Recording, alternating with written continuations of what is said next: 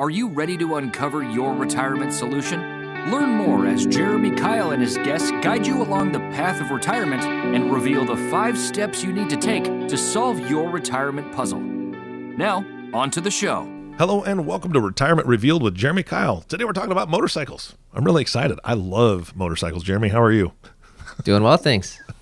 And I know we're not exactly talking about motorcycles, but it's in the ballpark, right? Yeah, people that make motorcycles. Fantastic. I good like ones. people that make motorcycles. Yeah, absolutely. Harley-Davidson, which is it was a fantastic brand. There's a huge history there. Early 1900s. I mean, I think he started out making bicycles, if I'm not mistaken. Go back to the beginning. Yeah. You got to come out here to Milwaukee and check out the Harley-Davidson Museum. Oh, that'd be fantastic. I would love that. You'd learn the whole history. Yeah, that would be great. So why are we talking about Harley today? Well, it's Harley's a great brand, great place in Milwaukee. Been around Milwaukee for years, but it's just been a little interesting here, 2019, 2020, in that seems like there's a little bit of turmoil. Not trying to make a commentary on it or not, but we've just seen a little bit of turmoil, which has caused a lot of people to leave Harley for different reasons. Maybe you're close to retirement and you retire, or there's been some different severance packages in the last few years here that's been offered. So interesting enough, since 2019, people that used to work at Harley have been our number one source of new clients. More new people have been coming to us for help on the retirement and the severances packages from Harley than from any other company in Milwaukee. And just with that, we've noticed a few things, and we wanted to get it out there to people that work at Harley, or maybe if you're in a similar position at a different company, let's figure out what are the things you need to be looking at when you're ready to retire from a great company like this, or maybe you've been offered a severance plan. What do you have to figure out when these things happen? Yeah, and companies go through all sorts of different issues, whether it's restructuring or streamlining, whatever you want to call it. And there may be people that are just either put out of work, like you said, they're offered packages for early retirement or severance packages, things like that. I don't know, and I'm not going to try to guess at what's going on with Harley. I mean, that's their own business, and the employees are the ones who are affected in any company that makes changes. So I'm glad that you're there. I'm glad that you're bringing this subject up. And I'm hoping that this goes far and wide for anybody that is in this type of situation. They can take advantage of it. I know we've talked a lot about this, some of these points with our last podcast as well. And so some of this will be a reminder, but a lot of this is going to be very, very poignant to Harley-Davidson folks themselves. So where do we start today? Yeah, exactly. Well, the first thing is just understanding what is it you need to decide when you leave a place like Harley, whether it's retirement or through a severance. And there's 5 places that we've seen make the most sense when you're looking at Harley. The first one is the pension. It's a thought on, do you take the monthly amount or do you take a lump sum? And when do you start it? Just because you leave a company doesn't mean you have to start the pension immediately. Then you've got health insurance. Are you going to take on COBRA, which is a way to continue on with what you had, or do you need to find something else? Then there's these stock plans. You might have been participating in a way to buy stock through your payroll, or you might have been part of stock options if you're maybe one of the executives, or even inside of your 401k, a lot of times there's stock inside of your 401k. And speaking of your 401k, do you keep it there, or do you do a rollover? What's the big deal on those? And that's a big decision a lot of people need to look at. And then the last one is Social Security, right? Social Security, in a way, has nothing to do with Harley or whatever company you're working with, but you need to figure out how to start that, when to start it, and base those decisions in the overall plan. None of this is in a vacuum. Your pension, health insurance, stock plans, your 401k, Social Security, none of that's in a vacuum. It's an idea that you take all these pieces of your puzzle, put it together in a way that makes your future, makes your puzzle brighter for your retirement. Yeah, absolutely. And you've spoken about Social Security specifically on previous podcasts, and there are some major, major things with delaying Social Security. If you can delay, you actually make more money every year. And so I think that's something that people need to understand and pay attention to. If you can put it off, and it's not even just by year, it's every month, the amount goes up that you'll receive from Social Security if you can delay that. So go back and find that podcast. I'm not sure what number it is, but it's definitely something. Yeah, we'll put it in the show notes. We'll figure that one out. Yeah, absolutely. So, and right on there with Social Security, you can delay and get a higher benefit with your pension. That's usually the case too. I was just looking at someone here with their Harley pensions, and oddly enough, the lady that's retiring still works there. she's going to hit retirement from Harley-Davidson, and her pension maxes out at the age of 62. That's just her personally. Meanwhile, her husband, who hasn't worked there for years but still gets a pension, his keeps on going. His maxes out, I think, at 65. So it's just really odd. There's just different rules that are out there. And look, they worked at the same company. I think they were both in the corporate area. So it's not as if one was a production worker, one was an executive. But there's just different plans. It just all depends on when you signed up for it, how long you worked there. Pensions, even within companies, change all the time. We see that. Doesn't matter where you're at. We Energies, Harley-Davidson, General Electric, the government pension changed, right? There's all types of things. You got to go figure out your pension specifically, how it relates to you. And when we go and do this all the time, we're getting all that pension information, putting into a spreadsheet so we can see what's changing here. Does your monthly amount change, and when does that max out? Does your lump sum change, and when does that max out? And then how do we compare those two? Those are big things you ought to be looking at. Absolutely. Yeah, make it a little bit easier for you. We actually created a checklist. So if you're working at Harley-Davidson, if you're leaving Harley-Davidson because of severance or retirement, go to harleyretirement.com.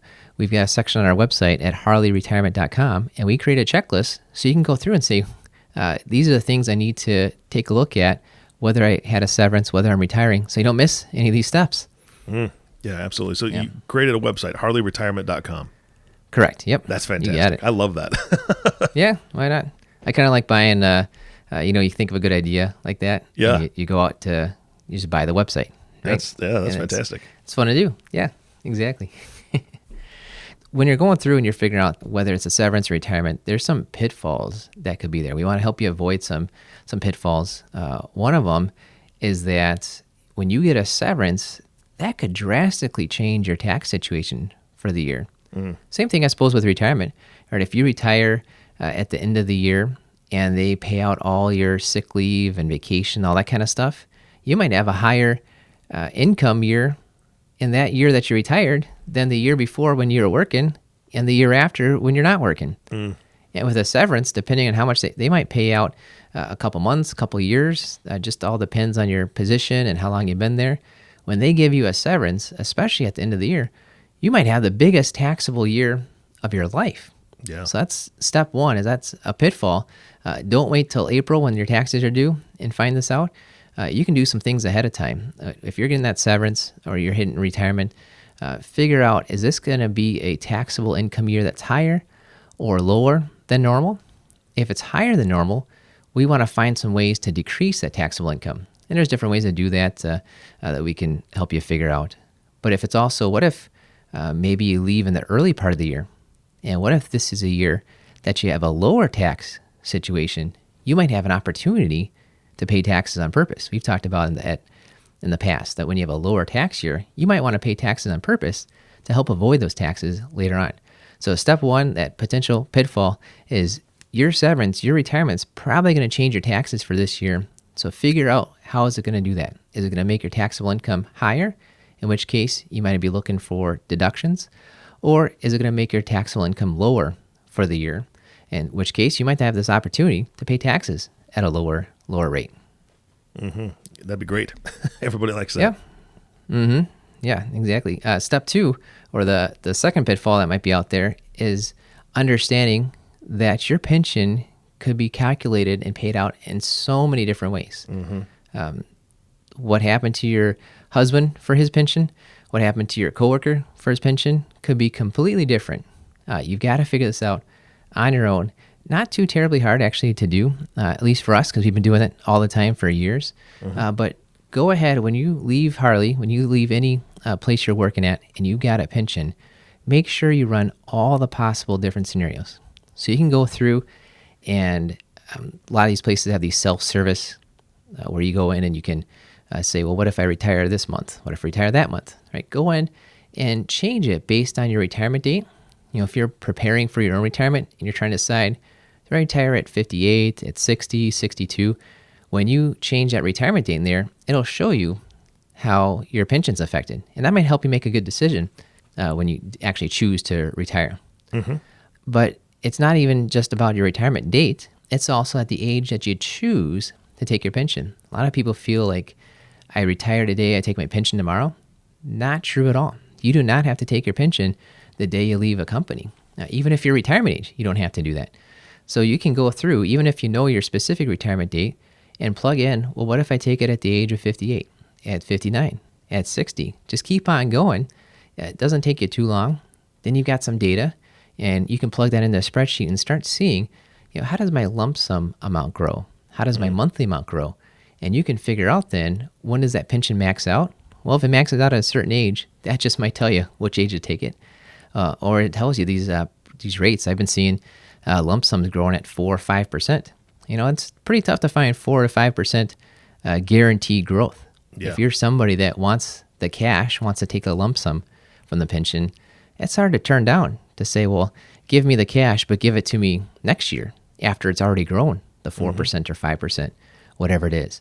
Until you've done the math, until you've plugged it in, you don't know what you're dealing with, and you could be missing out on tens of thousands, hundreds of thousands of dollars. It's a huge amount over your lifetime that you could be missing out on because you haven't gone through and looked at the options or even compared them. So you got to do that. That's a pitfall. That's a warning sign. You got to figure out your pension options, put them together, and just see what the math's telling you. Yeah, just so you can make that educated decision. Absolutely. Yep, that's exactly it. And then speaking of pension, that's the last pitfall, number 3. Remember, you got to complete your pension start forms before you want the pension to start. And in this case, with Harley, it's with Willis Towers Watson. That's the actuarial firm that figures this out for you. But a lot of people, when they hit retirement, they tell their boss they're retiring, they fill out some forms in HR, and then they're waiting to get their pension check. It didn't happen automatically. You actually have to go in a separate process and complete those pension starting forms. So if you're retiring in June and you're expecting a pension check in July and you don't get it, it's probably because you didn't quite fill out those forms, right? So it's a separate part of the process. You got to make sure you go out and do that. We just see that all the time where it's kind of in our psyche, just in Americans' minds, that I retire today, I take my pension tomorrow, which pitfall number 2 might be the bad way to go. But also pitfall number 3, you might be expecting your pension and not getting it because you didn't go in and take out those pension forms and actually start at the day that you really wanted it to. So you got to fill out some forms. A little bit of work, but they're paying you. It'll be worth it. Definitely going to be worth it. Yeah. So let's talk about some fun stuff. All right. Successful secrets of a Harley retirement or severance. How do we make this a success? Whatever transition you're going through, whether it's a severance and maybe you're looking for another job or it's retirement, we want to make this a success for you, right? So here's a few things that we've seen, 3 of them that we've seen that can help make things a little bit better for you as you're heading into it.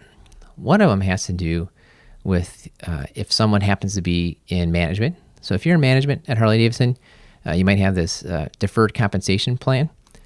What's interesting about that, most people, whenever you get deferred compensation, you're really almost thinking more about, I'm taking money out of my income today to save on taxes today.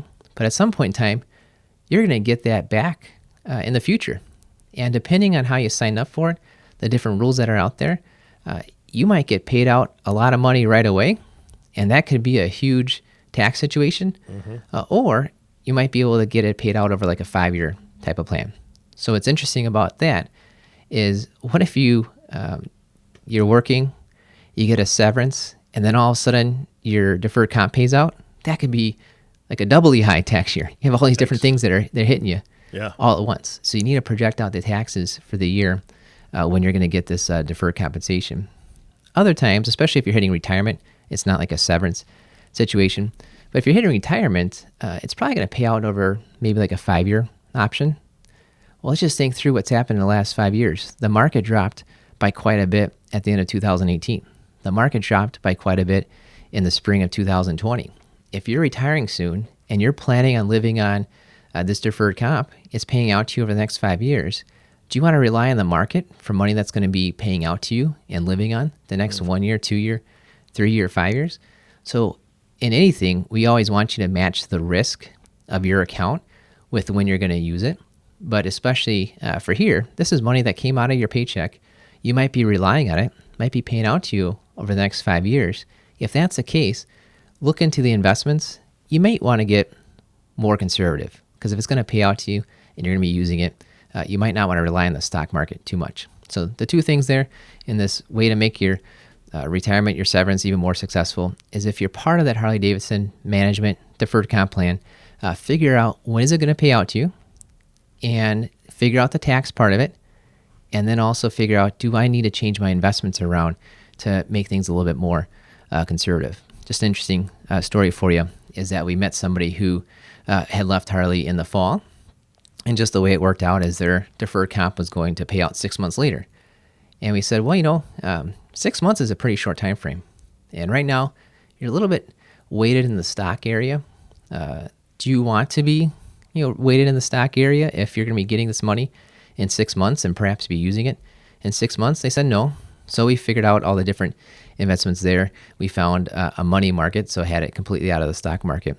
Well, about halfway through spring of 2020, the market tanked, and then they got the payout, right? They could have got 20, 30% lower than what they thought they were getting because they happened to be in the stock market area. Because we knew they were planning on getting this, the plan was paying out to them in 6 months. We just changed the investments to match that risk. And when you have a shorter time frame, you usually don't want to take out as much risk. Now, this might not always happen that way, but for them, they were very happy that we took the time, figured out when is this going to pay out to you, how much risk are you willing to take, and because there was a mismatch, we changed it around to make sure that the investments they had in their plan, because you can make these choices, you can take some control there, but the investments they had in their plan matched up with the risk. And when the market dropped, it turned out it was a good thing that we had done that. Yeah, and honestly, I could be wrong on this, but I'm not sure I remember any time in history where the stock market has just shot up 30% in a very, very short amount of time, unless it was a rebound, right?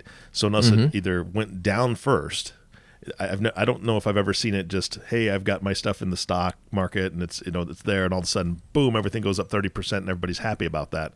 It does do the opposite, which we've seen, right? It tanks down really, really low, really quickly. So I think that's really, really important that you obviously had that conversation. And like you said, I never really thought about the time frame, right? If you're only going to be in for 6 months, you don't expect that 30% gain in that 6 months, but you do need to be wary of a 30% loss just in case, because that has definitely happened. You never know. And in their case, they saw the drop on the way down, but the account paid out. They just send you a check, right? There was a week where the market went up 20% just in 3 days. That was in when was that? Late March. Late March of 2020. The market had just dropped on a Monday. The next 3 days, it went up 20% in 3 days. What if your 6 month time frame was it paid out to you on that Monday?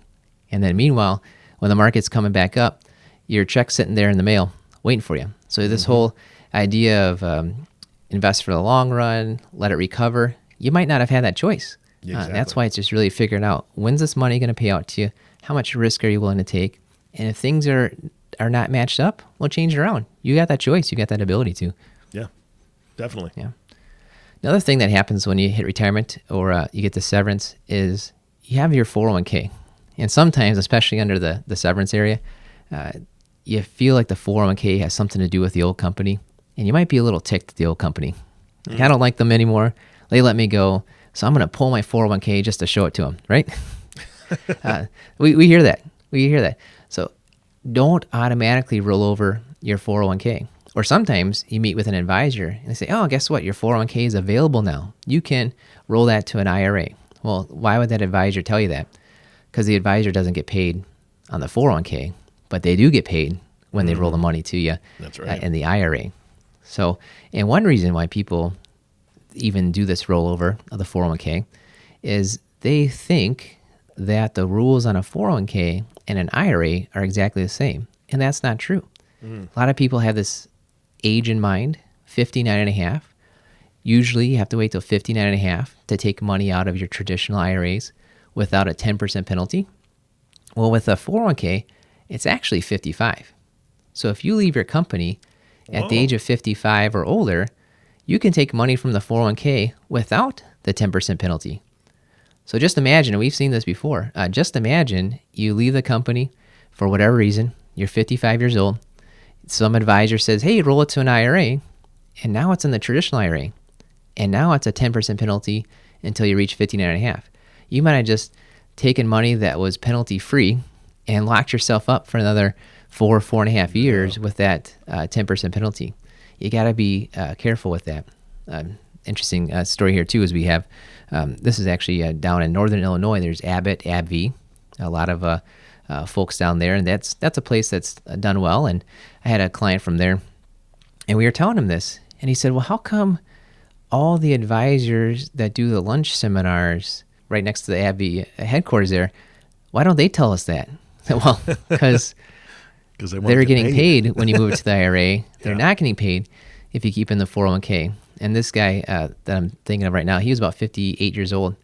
And so I said, it's fine if you want to move it to a traditional IRA. You just might want to wait maybe a year and a half, 2 years, wait till you get past the 59 and a half. Why not leave it in the 401k? Why not leave it available? Because in case you need it, you'd rather get it from the place without the penalty than all of a sudden you lock yourself into something that does have a penalty. Yeah. So if you're between 55 to 59 and a half, which sounds like a small time frame, 4.5 year time frame, there's a lot of people that retire at that age, or they offer these voluntary severances and you take it at that age. So there's a lot more people than you might think. 55 to 59 and a half. Think twice about rolling over your 401k to that IRA. You may want to keep it in the 401k at least until you turn 59 and a half, because then you avoid that penalty. Yeah, big deal. Now, the last one, the last success here, is kind of the opposite of a pitfall, right? We said, watch out when you're taking your pension because you didn't run the scenarios. Well, guess what? If you want to make it a successful retirement, you run those pension scenarios, you do it based on different ages, and you'll be able to see, here's when my monthly pension maxes out. Here's how much my lump sum grows over time. And you can take control. You can decide, here's the time I'm going to take my pension. Here's how I'm going to take it. And it's just amazing, especially when you coordinate it with all those other things we talked about, the 401k, with Social Security. You can coordinate it all together to make your retirement even better by maximizing when you take your pension, when you take your Social Security, when you take out your 401k. You're not locked in stone on when any of these things happen. So if you take the time to run these pension scenarios and you decide this is the age and this is how I'm going to do it, you can set yourself up for a much better retirement than if you had done things kind of automatically, right? So that's a great thing to do, is run those pension scenarios and take control and decide exactly when you're going to take that pension. Yeah, timing is everything. And I think that you've covered that really, really well with just those different ideas. Yeah, for sure. And as you can see from kind of the pitfalls, the things that could go wrong, the successes, the things that could go right, it's a lot more than just filling out one form and telling your boss you're going to retire. You get only one shot at this, right? You get one shot at retirement. There's no room for mistakes. So just find someone who focuses on retirement. Find a planner that's helped other Harley employees retire or deal with those severance packages. So we're just going to we'll finish up here by just giving you 2 quick ways to find out if you have the right financial advisor for you. Right? If you're trying to retire or you have the severance from Harley-Davidson, how do you even know if the right financial advisor is there? Just kind of a characteristic is, are they a curious financial advisor? Are they trying to get all the facts, right? So here's a couple good signs, things that they ought to be doing. If they're talking about your pension and they're helping you get projections on that pension and they're putting it into a spreadsheet and they're running the numbers and they're comparing it to what else is out there in the market, that's probably a good sign that they know what they're talking about and they've got your best interest in mind, right? An advisor that just says, well, roll over the pension and I'll manage it for you. Well, they get paid when they do that. And if that's all they talk about, they might not be thinking about you. But if the first thing out of their mouths is, well, let's get all the facts, let's get the pension information together, let's run some projections, and let's decide what's best for you, that's a good sign that you're talking with the right advisor. Another good sign number 2, is, are they projecting out your tax situation in the year you retire or get that severance, right? If you come to them and say, I got the severance, I got the retirement, and all they say is, well, we'll roll over your 401k, we'll roll over the pension, we'll do some investments, you're good to go.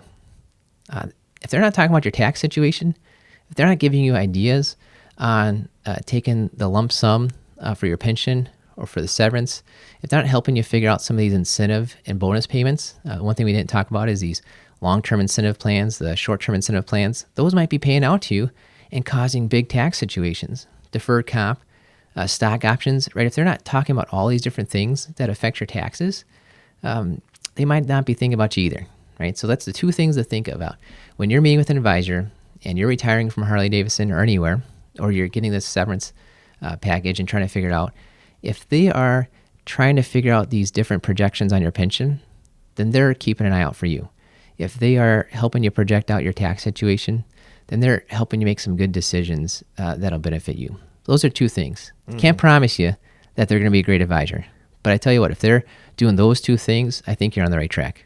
Yeah, absolutely. And I know that that's something that you do with everybody that calls you. I mean, as far as when they're talking about their retirement, they're talking about what their options are. You take the time to go through it. And I've worked with you for quite some time, so I can say this. But knowing that you do that, and people that are listening to this podcast are saying, okay, well, I've got an advisor that sounds like he falls in the first category or she falls in the first category, not exactly after my best interest. I'd like to talk to Jeremy and his team. Can you give them your phone number? I know we've done it on previous podcasts, but let's remind them what that is so they can give you a call. Yeah, no problem. Well, the easy way right now is just go to harleyretirement.com. Oh, yeah, that's right. Because that's going to have all this information. It's going to have that Harley-Davidson checklist for you. But otherwise, you can give us a call at 262-333-8353. Or if you're somebody that maybe doesn't work at Harley, just go right to our website, KeilFP, KeilFP.com. We'd love to talk to you. Perfect. Jeremy, thank you so much for your time today.